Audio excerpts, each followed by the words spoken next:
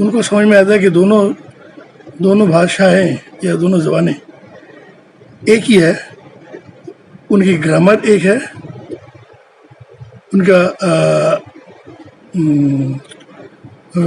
खाली जो फ़र्क जो है वोकेबुलरी में, यानी कि शब्द में। हिंदी में संस्कृत शब्द का ज़्यादा इस्तेमाल होता है, उर्दू में पर्शियन और अरबिक वर्ड का इस्तेमाल होता है। अब बात है उर्दू क्यों जानना चाहिए हिंदी भाषी को। इसलिए जानना चाहिए क्योंकि जो हिंदी फिल्म आती है या मीडिया वाले, ये लोग शुद्ध हिंदी इस्तेमाल नहीं करते। हालांकि पॉलिटिशियन यानी सियासतदान, उर्दू में जिसे कहते हैं सियासतदान, ये लोग खूब हिंदी में संस्कृत शब्द का इस्तेमाल करते हैं,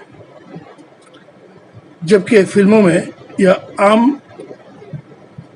आम जिंदगी में उतनी संस्कृत शब्द का इस्तेमाल नहीं है। अब आते कुछ आंकड़ों के तरफ आपका ध्यान देता हूँ मैं। एक 2011 के सेंसस के हिसाब से हिंदी बोलने वालों की तादाद करीब 52 करोड़ है और उर्दू बोलने वालों की तादाद करीब 5 करोड़ है इंडिया में, जबकि पाकिस्तान में 1.5 करोड़ लोग हिंदी बोलते हैं, उर्दू बोलते हैं। अब दोनों भाषाओं में सिमिलैरिटी जो है कि सब्जेक्ट ऑब्जेक्ट वर्ब, इस सिस्टम से यानी मैं आपसे मिलना चाहता हूँ, मैं हो गया सब्जेक्ट, आप हो गया ऑब्जेक्ट, मिलना चाहता हूँ हो गया वर्ब। देखो इंग्लिश में क्या होता है, subject verb and object. I want to meet you, I हो गया सब्जेक्ट, वर्ड हो गया वर्ब, यू हो गया ऑब्जेक्ट।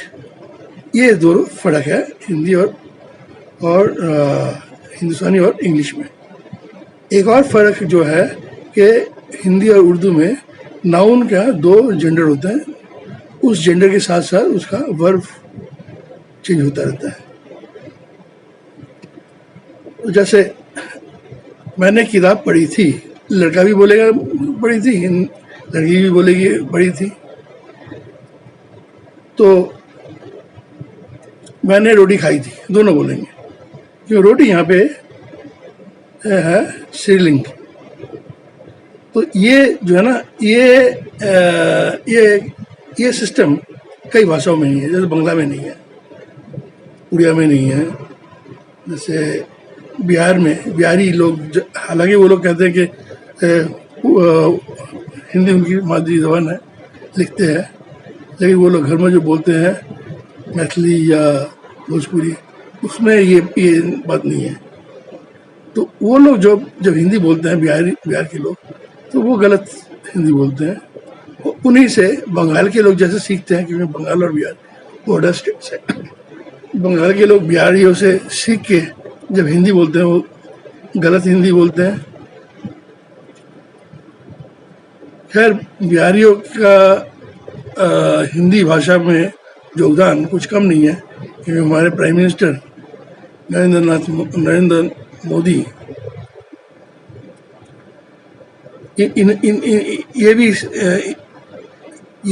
इन्होंने भी हिंदी सीखी थी बिहारियों से। कैसे? जब जब नरेंद्र जी जब चाय लेके जाते थे रेलवे वागन में, जो बिहार से जो लोग गाय लेके जाते थे, 2-3 दिन रुकते थे, उनको चाय खाना पानी सब देते थे, तो उन्हीं से सीखी थी उन लोगों ने। खैर, बिहारियों उनका योगदान भी कुछ कम नहीं है। अब आते हैं कैसे आप उर्दू के शब्द या जो वोकेबुलरी वो सीखेंगे। जैसे तो इसके लिए मैं आपको एक बता दूँ, एक गूगल ऐप के ज़रिए आप सीख सकते हैं। गूगल ऐप डाउनलोड कीजिए, मैं आपको पूरा प्रैक्टिकल करके बताऊंगा। तो आगे आज यहीं तक है, यहाँ आगे देखिए गूगल ऐप में कैसे आप वोकेबुलरी, उर्दू के वोकेबुलरी सीख सकते हैं बिना उर्दू जाने, या उर्दू का लिखना भी नहीं आता या पढ़ना भी नहीं आता तो भी आप सीख सकते हैं, और अच्छी उर्दू या हिंदी बोलचाल की हिंदी बोल सकते हैं।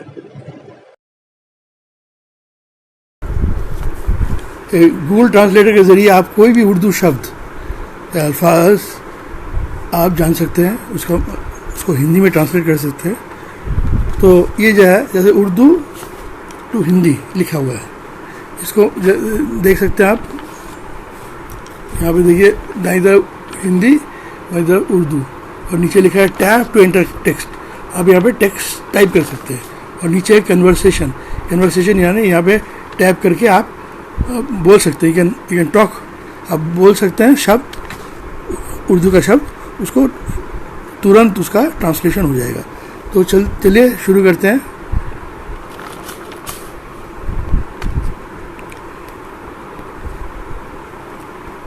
तो जैसे पहला शब्द मैं आपको जैसे यहाँ पे देखिए, यहाँ पे टाइप किया तो टाइप करते ही इसका खुल गया इसका कीबोर्ड से इल्म। इल्म में एक शब्द है इल्म होता है, तो इसका इल्म में मैं करता हूँ इसको टाइप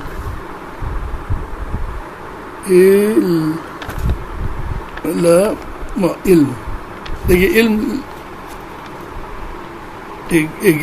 एक गलत हो गया, इल्म हो गया है। तो इसको हम फिर से ट्रांसलेट टाइप करते हैं इल्म।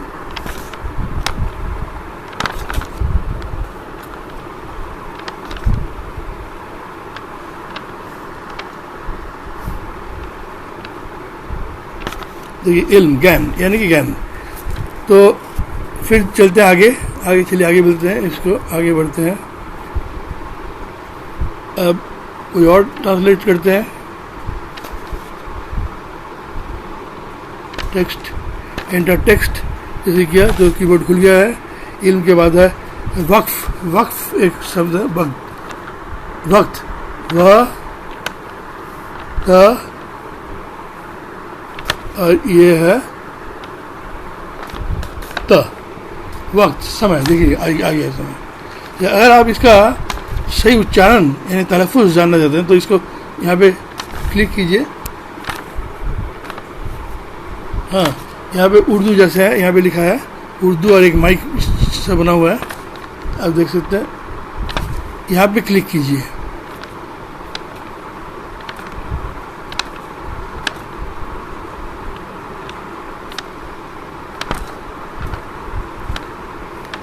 नहीं आ रहा है, अच्छा माइक्रोफोन में, ठीक है। अब चलिए दूसरा शब्द, कोई दूसरा शब्द में जाते हैं। दूसरा शब्द एंटर टैप टेक्स्ट, फिर खुल गया है तो वक्फ हो गया है वाकिफ। चलिए टाइप करते हैं वाकिफ। देख सकते हैं मैंने इसको टाइप किया है उर्दू में, यहाँ पे टाइप हो गया है वाकिफ। तो नीचे फटाक से आ गया है परिचित, इसका ट्रांसलेशन।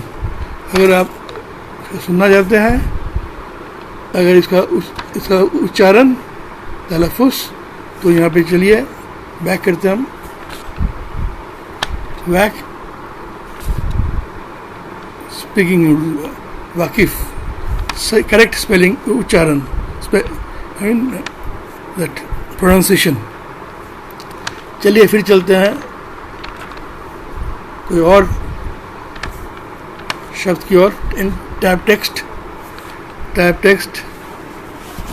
फना एक शब्द होता है, एक पिक्चर आई थी फना। चलिए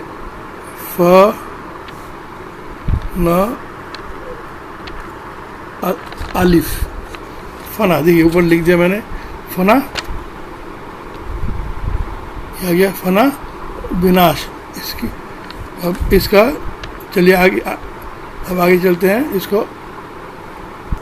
अच्छा, अगर आपको इसकी स्पेलिंग नहीं आती या उर्दू लिखना नहीं आता है, कोई बात नहीं, आप बैक कर सकते हैं। आप इसको चलिए आपको बता दूँ कैसे। तो कन्वर्सेशन में क्लिक कीजिए। कन्वर्सेशन में क्लिक करते ही आपका यहाँ पे एक देखिए ब्लिंक कर रहा है, तो मैं दिखा रहा हूँ आपको। ये देखिए यहाँ पे एक माइक, छोटा माइक्रोफोन बना हुआ है, यहाँ से जैसे टाइप करेंगे आप बोल सकते हैं। तो इसको ऐसे ही तो ये जाते हैं सलाह,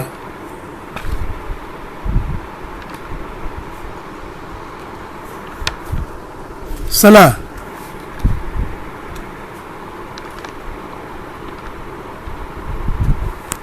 कभी कभी लेता नहीं है तो फिर दोबारा से करते हैं, कोई और शब्द लेते हैं।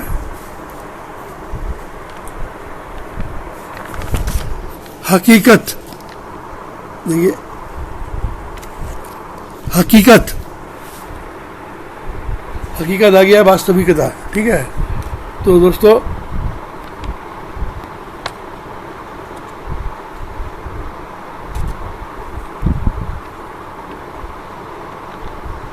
अच्छा, तो आगे चलते हैं। ये व्याकरण, चलिए व्याकरण, व्याकरण,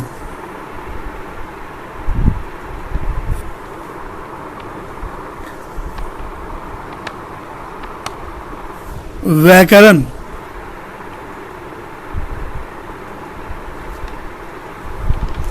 ये उल्टा लिखा है तो आ नहीं रहा है, तो इसको चेंज करना पड़ेगा। हिंदी टू उर्दू, हिंदी टू उर्दू जैसे किया हमने, तो यहाँ पे आ गया है। अब फिर कन्वर्सेशन, फिर हिंदी, अब बोलो जैसे नीचे लिखा है, अब बोलो व्याकरण।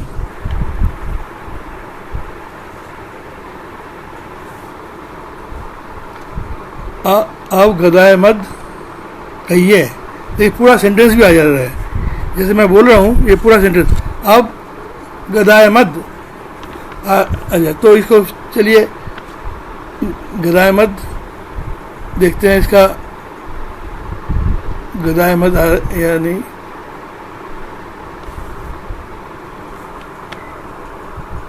गदाए मद,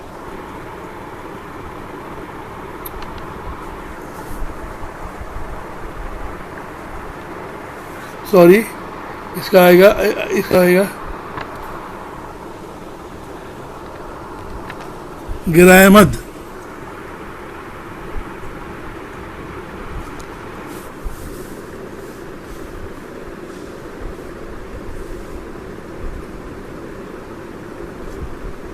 गिराए मद नहीं आया ठीक प्रोनाउंसिएशन, चलिए लिखते हैं हम उसको। कभी कभी लेता नहीं है तो टैप किया इसको, तो इसे ग रा ए म, देखिए गराए मद व्याकरण। अब गराए मद, इसकी अगर आप उच्चारण जानना चाहते हैं तो इसको करते हैं, इसको क्लिक। यहाँ पे माइक में करते हैं, देखिए गराए मद, सही उच्चारण गराए मद, दैट इज। फिर है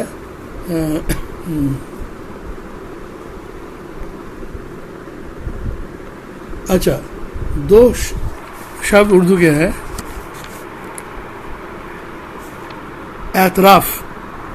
तो एतराफ़ ये हम करते हैं, देखते हैं लेता ही नहीं।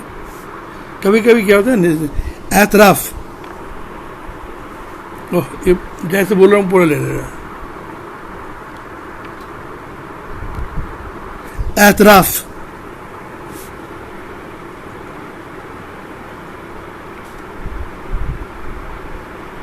इकबालिया बयान, देखिए एतराफ़ जैसे मैंने लिखा है वहाँ पे, एतराफ़ इकबालिया बना है। तो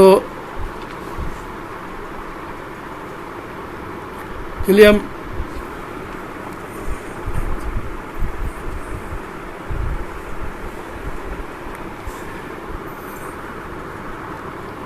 एतबार,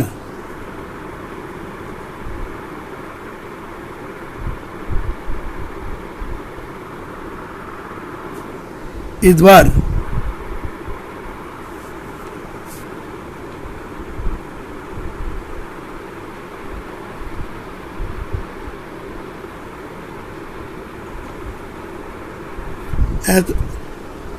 एतराफ़, एतराफ़,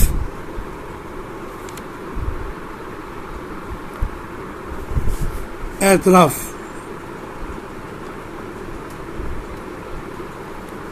आ गया, और तो पहले ही दिया था। फिर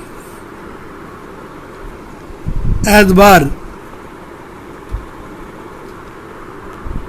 एतबार,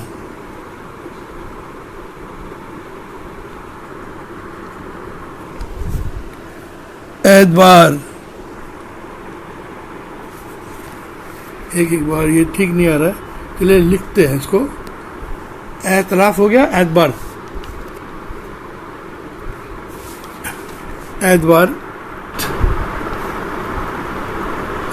बार, ठीक है, अब सही है। एतबार विश्वास, एतबार नहीं होना, एतराफ इस इकबाल बना, इकबाल करना, एतबार, एतराफ। तो दोस्तों ये देख सकते हैं, ये जैसे एतबार और ये विश्वास ट्रांसलेट हो गया है।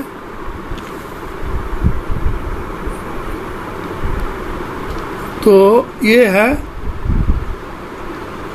इस तरह से आप कोई भी शब्द का ट्रांसलेट कर सकते हैं, या तो लिख के या बोल के। क्योंकि बोलने में क्या होता है, वो लेता नहीं है, सब जो है ना उसको सही ट्रांसलेशन होता नहीं है, तो उसका आपको उसका उर्दू लिखना जानना चाहिए। तो आज यहीं तक है।